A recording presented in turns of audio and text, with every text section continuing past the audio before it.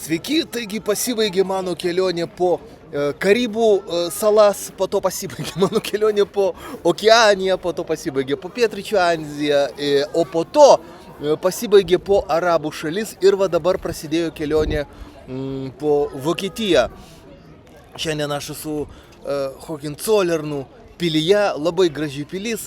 Hohenzollernų dinastija valdė Vokietiją 500 metų. Aš turiu omeny nuo Brandenburgo, Prūsijos ir po to iki pat suvienytos Vokietijos. Tokia yra graži ir šlovinga ir sėkminga iš tikrųjų Vokietijos istorija. O Lietuvos istorija yra nesėkminga, nešlovinga ir visa Lietuvos istorija susiveda be abejo į fašistus Joną Noreiką, Landsbergį, Škirpą, Krikštaponį. Daugiau aišku nieko lietuvių istorijoje nėra, su manim sutiks be abejo ir Gitanas Nausėda. Ai kaip gaila, kaip gaila, kad lietuvių istorijoje nieko nėra be Landsbergio, Krikštaponio, Noreikos ir Škirpos, šitų 3-4 fašistų ir visokiausių pedofilų. Nu, vat nieko nėra, vat dėja. Taigi, kaip jūs žinot, Kazimieras Juraitis pateikė skundą regionų administraciniam teismui ir paprašė įpareigoti neonacį Gitaną Nausėdą, kad jis atimtų karininkų laipsnius, pulkininko laipsnį tenai iš Škirpos, Krikštaponio, tenai ordinus, tautos Vyčio kryžius visus atimtų iš Noreikos, Landsbergio, iš Landsbergio taip pat, kad atimtų ir iš Škirpos Vyčio kryžius, dėl to, kad jie buvo visi fašistai, jie žudė žmonės, jie išprovokavo antrąjį pasaulinį karą ir jie visą gyvenimą svajojo, kad prasidės, Landsbergis svajojo, kad prasidės atominis karas tarp JAV ir Rusijos, Sovietų Sąjungos. Ačiū Dievui, atominis karas neprasidėjo, bet vis tiek tai yra blogas žmogus, iš jo reikia atimti Vyčio kryžių ir pervadinti gatvės.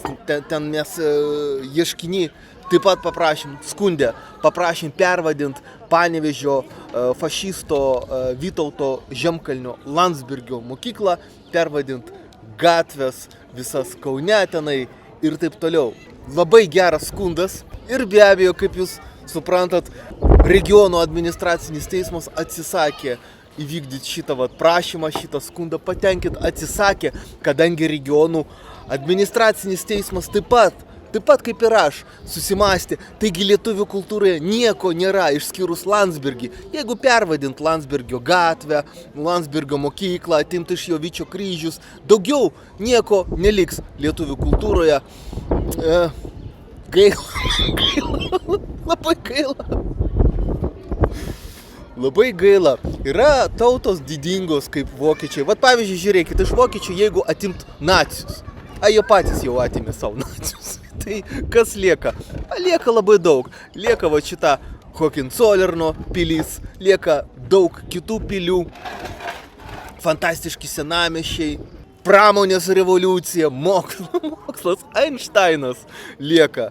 Einšteinas, Berlyno laisvojo universiteto profesorius lieka. O jeigu iš lietuvių atimti Landsbergį, tai daugiau nieko ir nėra. Taigi tas regiono administracinis teismas parašė, kad Kazimieras Juraitis neturi intereso panaikinti šituos visus pulkininkų ten laipsnius, atimt Vyčio kryžius, pervadint gatvės ir Landsbergio mokyklą, gimnaziją pervadint. Neturi intereso. Dabar aš parašiau atskirai skundą, kur mes aiškinam, kad Juraitis turi interesą. Turi interesą dėl to, kad visų pirma jis yra antinacis. Jis yra antifašistas, jam nepatinka, kai fašistai visur Lietuvoje gatvės vadinamos. Jis nori, kad Lietuva būtų kaip Vokietija, kad Vokietijoje nėra nei vienos gatvės pavadintos fašisto vardu, o Lietuvoje yra. Bet aš suprantu vokiečius, jie pervadino tas gatvės, jie panaikino visus nacių paminklus, bet pas juos vat yra Hohenzollerno pilis, o Lietuvoje nėra jokių pilių, mes visi šitą žinom, nieko nėra. Todėl būtinai teisėjai bandins apsiginti nuo Kazimiero Juraičio ir mano skundų iš tikrųjų parašytų Kazimierui Juraičiui, bet man yra iš tikrųjų nusispjauti Lietuvos teismus, nes mes einam į jungtines tautas. Mūsų tikslas yra sutriuškinti Lietuvą kaip purviną tarakoną jungtinių tautų organizacijos teismuose. Nu tai ką, tai pirmas dalykas, Kazimieras Juraitis yra antifašistas, todėl jam to reikia. Ir antras dalykas, jis yra antipedofilas. Antipedofilas, nes Nausėdos taip pat prašoma atimti ordiną, tą Vyčio kryžių ar ten Gedimino kryžių, Gedimino ordiną iš tokio pedofilo Antanavičiaus. Tai yra kunigas, katalikų kunigas, kuris mylėjosi su berniukais. Jam labai patikdavo mylėtis būtent su berniukais ir būtent su nepilnamečiais, nes nepilnamečiai yra gražesni. Tokia yra kunigo Antanaičio nuomonė ir keista. Nausėda atsisako atimti iš jo ordinus, apdovanojimus. Nausėdai atrodo, kad gerai, kad taip jis pedofilas, bet ir kunigas. Ir kadangi kunigas, tai jis neša, meilę ten, apie meilę pasakoja bažnyčioje.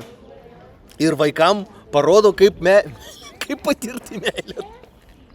Be to šitas kunigas Antanavičius, jis ne šiaip mylėjosi su vaikais, jis duodavo vaikam narkotikų prieš seksą. Regiono administracinis teismas rašo, o koks yra interesas Juraičio, kad Nausėda atimtų apdovanojimus iš kunigo pedofilo. Interesas yra toksai, kad, Juraitis yra antipedofilas. Jo, yra tokia profesija antipedofilas. Aš nekreipiu didelio dėmesio į tuos pralaimėjimus Lietuvos teismuose, nes man nusispjauti Lietuvos teismus. Mes norim laimėti jungtinėse tautose. Tai tenai pas mane visa mano advokato praktika yra pastatyta taip, kad mes pralaimim Lietuvoje ir laimim tarptautiniuose teismuose. Vienykimės ir kartu stebėkime, kaip mes sutraiškysime Lietuvą kaip tarakoną.